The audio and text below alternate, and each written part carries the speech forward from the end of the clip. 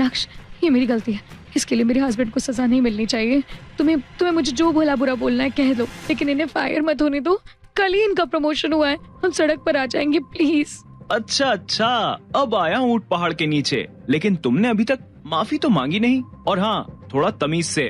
Mister नक्श, अभी जो कुछ भी हुआ उसके लिए I am really sorry. Please मेरे हस्बैंड की जॉब बचा लो, ये ठीक है? मिसेस प्राची, सबसे पहले तो तुम माफी मांगना सीख लो, और रही बात तुम्हारे पति की जॉब की तो नक्श नक्श नक्श, ये नाम ही कुछ ऐसा था कि लोग ना चाहते हुए भी इस नाम से भिड़ ही जाते थे। जब नक्श की जिगरी दोस्त हिमानी ने प्राची के पति को नौकरी से निकालने की धमकी दी, तब वो गिड़गिड़ाते हुए नक्श से माफी मांगने लगी। प्राची का घमंड चूर चूर हो गया था। ये देखकर नक्श हिमानी को समझाने लगा, ये दोनों माफी मांग रहे हैं, माफ कर देते हैं, तुम्हारे लिए भी आसान हो जाएगा, क्योंकि इतनी जल्दी तुम्हें इस लेवल पर कोई एम्प्लॉय नहीं मिलेगा। आलोक, बस मिस्टर नक्श की वजह से तुम्हें आज जॉब से नहीं निकाल रही हूँ, लेकिन मैं तुम्हारा प्रमोशन रोक रही हूँ। तुम पहली वाली पोजीशन पर ही काम करोगे। तुम्हें ये ठीक लगता है तो ठीक है, वरना तुम जा सकते हो। नहीं मैडम, मैं पूरी तरह से सेटिस्फाइड हूँ काम करने के लिए। थैंक यू मिस्टर नक्श, थैंक यू हिमानी मैडम। शुक्रिया अदा करके प्राची और आलोक वहाँ से चले गए। वहीं कार्तिक और हिमानी नक्श को सूरत शहर के सबसे बेस्ट रेस्टोरेंट बोहो लेकर चले गए, जहाँ पर उनके पुराने दोस्त आकाश और रवीश उनका इंतजार कर रहे थे। नक्श ने उन्हें देखते ही गले लगा लिया। अरे आकाश, ओ वाओ, अरे रवीश भाई, तुम भी यहाँ? नक्श भाई, कैसे हो आप? पिछले कई सालों से हम आपको ढूंढ रहे थे, आज आपको देखकर बहुत खुशी हो रही है। आकाश, मुझे कार्तिक ने बताया कि बोहो तुम्हारा रेस्टोरेंट है।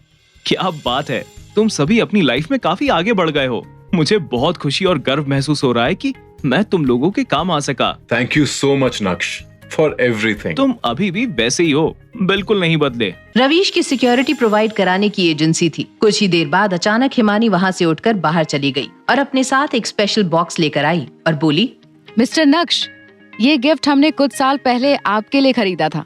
हमने तो इसे आप तक पहुँचाने की उम्मीद छोड़ ही दी थी, लेकिन आज हमारी किस्मत में आपसे मिलना लिखा था। ये लीजिए, हमारी तरफ से आपके लिए एक तोहफा। Thank you Himani, thank you everyone. Thank you नहीं भाई, गिफ्ट तो खोलो। वाह, ये गाड़ी बहुत ही ज्यादा विंटेज है और बहुत ही सुंदर। ये काफी महंगी होगी ना? तुमने जो किया है हमारे लिए, उसके मुकाबले तो ये कुछ भी नहीं है भाई। आई एम सॉरी, मेरी वजह से तुम सबको बहुत परेशानी हुई। मैं ऐसे बिना बताए तुम सबकी जिंदगी से गायब हो गया, पर ये मेरा वादा है कि अब ऐसा कभी नहीं होगा। अब एक टोस्ट करते हैं हमारी दोस्ती के नाम।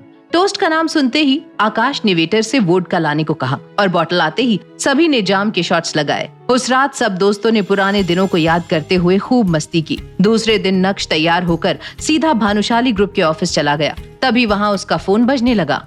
हेलो मम्मी जी, जय श्री कृष्णा। जय श्री कृष्ण नक्श, ये मैं क्या सुन रही हूँ अनिका से कि तुम कल पूरी रात घर नहीं आए। कल रात तुम कहाँ थे? कैसे हो तुम? सब ठीक तो है ना? मैं ठीक हूँ मम्मी जी। वो कल अच्छा सुनो, वो मैंने तुमसे कहा था ना कि तुम्हारे पेरेंट्स का टेस्ट करवाना है। यस मम्मी जी, मैं अपने पेरेंट्स को कल बुला लेता हूँ और फिर आप और अनिका भी हॉस्पिटल आ जाओ। हम सभी एक बार फिर से टेस्ट करवा लेते हैं। प्रॉब्लम कहाँ है पता चल जाएगी। अनिका और मेरे में कोई प्रॉब्लम नहीं है, तुम ऐसा। ठीक है, तो हम सब साथ में टेस्ट करा लेंगे मम्मी जी। अब मुझे भी थोड़ा काम है, चलिए मैं आपसे बाद में बात करता हूँ। नक्श इस बात से वाकिफ था कि उसके बच्चे ना होने की वजह कोई और नहीं बल्कि उसकी खुद की बीवी अनिका थी। अनिका नक्श को अपने पास ही नहीं आने देती थी और इसीलिए नक्श चाहता था कि आईवीएफ टेस्ट में सब दूध का दूध और पानी का पानी हो जाए। तभी किसी ने उसके कैबिन का दरवाजा नॉक किया। सर, जवेरी खानदान से नवीन जवेरी आए हैं। वो शिवानी के पैकेजिंग कॉन्ट्रैक्ट पर साइन करना चाहते हैं और साथ ही साथ नेगोशिएशंस करना चाहते हैं। वो इतना जल्दी आ गया? उनसे कह दो कि मैं उनके साथ की गई पार्टनरशिप कैंसिल कर रहा हूँ। अगर उन्हें हमारे साथ काम करना है तो उनके सारे कोऑपरेशन मैटर्स को सिर्फ और सिर्फ अनिका हैंडल करेगी। ठीक है सर, मैं उन्हें इन्फॉर्म कर देती हूँ। नक्श के मना करने के बाद नवीन उर्फ मैम्बो अंकल ने जावेरी खानदान मैंशन में एक बार फिर से पूरा परिवार इकट्ठा करके फैमिली मीटिंग बुलाई थी, लेकिन इस मीटिंग में अनिका और चित्रा को शामिल नहीं किया था। ये लोग मेरे साथ ऐसा क्यों कर रहे हैं? अनिका में ऐसा क्या है जो वो मुझसे बेहतर है? उसकी खुद की कंपनी तो बंद होने की कगार पर है। नवीन, वो बेवकूफ सीईओ हमारे साथ पार्टनरशिप कैंसिल करने को कह रहा है। भानुशाली ग्रुप चाहता है कि जावेरी खानदान के कॉर्पोरेशन मैटर्स सिर्फ और सिर्फ अनिका हैंडल करे अब हमें क्या करना चाहिए? जहां तक मुझे याद है, अनिका ने हमसे कहा था कि वो लास्ट टाइम भानुशाली ग्रुप के ऑफिस गई थी, तब उसने सीईओ को देखा भी नहीं था। बिना मुलाकात के सीईओ तो अनिका के लिए पागल हो रहा है, और यहाँ अनिका कह रही थी वो मिली ही नहीं। जावेरी खानदान की छोटी सोच और इस बड़े डिस्कशन का नतीजा यही निकला कि वो अनिका की जगह उसकी कजिन पल्लवी को भेजेंगे। वो अनिका से भी ज्यादा खूबसूरत थी। सीईओ का दिल पक्का उस पर आएगा। दूसरी तरफ नक्श घर पहुंचकर सो गया था। जब रात में अनिका घर आई, नक्श, नक्श, तुम वापस कब आए? क्या तुम पूरे दिन से घर में सो रहे हो? अरे नहीं, मैं तो दोपहर को आया। वैसे क्या तुम्हें आज तुम्हारी दादी का कॉल आया? नहीं तो वो मुझे क्यों कॉल करेंगी? कुछ नहीं, मैंने तो बस ऐसे ही पूछ लिया। तुम कल रात कहाँ पर थे? अब अनिका का ध्यान पूरी तरह से नक्श पर था, और जब उसे याद आया कि कल की रात नक्श घर नहीं लौटा था, तो वो अंदर ही अंदर और भी ज्यादा अनकंफर्टेबल फील कर रही थी। तभी नक्श ने अनिका को पानी का ग्लास दिया और कहा, वो मैं मेरे एक पुराने दोस्त के घर गया था। बात करते करते बहुत लेट हो गया और फिर मैं उधर ही सो गया। पुराना दोस्त? क्या वो मिस्टर पटेल है, होटल प्राइम स्टार वाले? बिल्कुल सही पहचाना तुमने। मुझे तुम्हारी इस बात पे भरोसा नहीं हो रहा है। अरे अनिका, बात छोड़ो ये सब, जाओ और मेरे लिए मैगी बनाओ। मैं डिनर करके नहीं आई हूँ। नक्श मैगी बनाने किचन में चला गया और यहाँ चित्रा मौका देखते ही मुंह टेढ़ा करके अनिका के बगल में आ गई। जब अनिका की नजर उसकी माँ चित्रा पर गई तो उसने पूछा, अब आपका मूड किसने खराब कर दिया? चेहरे पर 12 क्यों बजे हैं? अनिका बेटा, मैं तो बस तुम दोनों को लेकर ही परेशान हूँ। बार बार तुम दोनों का IVF प्रोसेस फेल हो जाता है। मुझे लगता है कि उसके पेरेंट्स में कोई जेनेटिक डिसऑर्डर है। बस मैंने नक्श को इतना सा कहा कि तुम अपने पेरेंट्स को बुला लो और उनका टेस्ट करवाओ। ओह मम्मी, आप कितने प्यारे हो, लेकिन प्लीज क्या कुछ समय के लिए आप इस मैटर को साइड में रख सकती हैं? मेरे सर पर वैसे भी काम का बहुत लोड है। तुम चाहती हो कि मैं इस मैटर को साइड में रख दूं? तुम्हें पता है ना कि तुम्हारी शादी को 2 साल से ज्यादा का समय हो गया है और 3 से 4 बार तुम्हारा IVF प्रोसेस फेल हुआ है। उसके बाद भी तुम्हें कोई जल्दी नहीं है। मम्मी प्लीज अब बस भी करो, इस टॉपिक पर अभी मुझे बात नहीं करनी है। चित्रा आगे कुछ बोलती उससे पहले नक्श वहाँ मैगी लेकर पहुँच चुका था। वो पहले भी अनिका के लिए खाना बनाता था, लेकिन आज पहली बार अनिका को उसका प्यार महसूस हुआ। तभी अनिका ने खामोशी तोड़ते हुए नक्श से कहा, अभी के लिए तुम्हें तुम्हारे पेरेंट्स को बुलाने की कोई जरूरत नहीं है। हम इस बारे में फिर कभी बात करेंगे। ठीक है, जैसा तुम बोलो। नक्श अपनी खुशी पूरी तरह से जाहिर नहीं कर पाया। ये बहुत बड़ा दिन था। अनिका ने नक्श के लिए चित्रा के सामने स्टैंड लिया, वो भी इतनी बड़ी बात पर। अगले दिन जब नक्श अपने ऑफिस पहुंचा तो उसकी सेक्रेटरी नंदिता फौरन अंदर आई।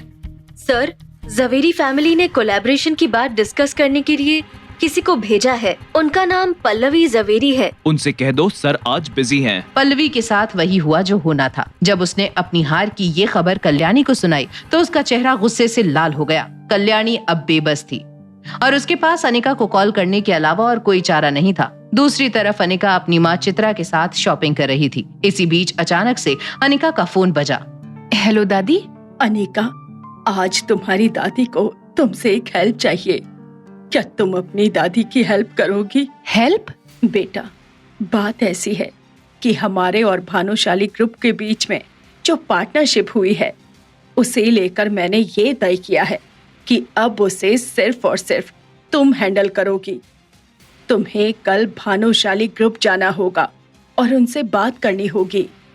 सॉरी दादी, आपने ये मैटर मैम्बो अंकल को संभालने के लिए दिया था, तो मुझे लगता है कि अब आपको मैम्बो अंकल को ही सारी प्रोसेस की रिस्पॉन्सिबिलिटी देनी चाहिए। चलिए दादी, मेरे पास और भी बहुत काम है, बाद में बात करती हूँ। जय श्री कृष्णा। यहाँ अनिका खुश थी दादी को ना बोलकर, तो दूसरी तरफ नक्श प्राइम स्टार होटल पहुंच गया था कार्तिक के साथ लंच करने के लिए, जहाँ कार्तिक उसका एक ब्लैक कलर के बॉक्स के साथ इंतजार कर रहा था। आओ नक्श, बैठो। ये लो, इसे मैंने खास तुम्हारे लिए प्रिपेयर किया था। इस अमानत को मैं पिछले 4 सालों से अपने साथ संभाल कर रखा है। कार्तिक, तुम मुझे पहले ही एक बहुत बड़ा गिफ्ट दे चुके हो, अब मैं इस अमानत को नहीं ले सकता। ये चीज मेरे किसी काम की नहीं है। मेरी हेल्थ एकदम परफेक्ट है। तुम पहले भी कमजोर थे और अभी भी कमजोर नजर आ रहे हो, इसीलिए स्पेशली इस चीज को मैंने तुम्हारे लिए ढूंढा था। इस बात से नक्श थोड़ा हैरान हुआ, लेकिन कार्तिक की बात भी सही थी कि तभी कार्तिक का फोन बजने लगा। फोन उठाने के बाद कार्तिक के एक्सप्रेशंस कुछ ज्यादा ही सीरियस हो गए थे। कॉल रखने के बाद कार्तिक ने नक्श से कहा, माफ करना दोस्त, मुझे लगता है कि आज का लंच तुम्हें अकेले ही करना पड़ेगा। कुछ जरूरी काम आ गया है और उसे तुरंत सेटल करना है। मैं समझ गया, जल्दी जाओ और अपना काम खत्म करो। मैं इस अजीब गिफ्ट को चेक करता हूँ तब तक। कार्तिक के जाते ही नक्श ने फौरन उस बॉक्स को खोल दिया। उसके बीच में काले रंग की एक पिल थी जिसे वो तुरंत निगल गया कि तभी अचानक से उसे अपने पेट में एक तेज दर्द का एहसास हुआ। कुछ ही सेकंड्स में उसका पूरा शरीर कांपने लगा और देखते ही देखते नक्श बेहोश हो गया। क्या कार्तिक लेना चाहता है नक्श की जान? आखिर अब कैसे आएगा नक्श को होश? कैसे बच पाएगा नक्श उस ब्लैक पिल वाले जहर से? आखिर क्या होगा नक्श का अंजाम? ये जानने के लिए देखिए अगला एपिसोड सिर्फ पॉकेट एफएम के YouTube चैनल पर, और इंस्टा एम्पायर के सारे एपिसोड्स को सुनने के लिए डिस्क्रिप्शन में दी गई लिंक से डाउनलोड कीजिए पॉकेट एफएम ऐप।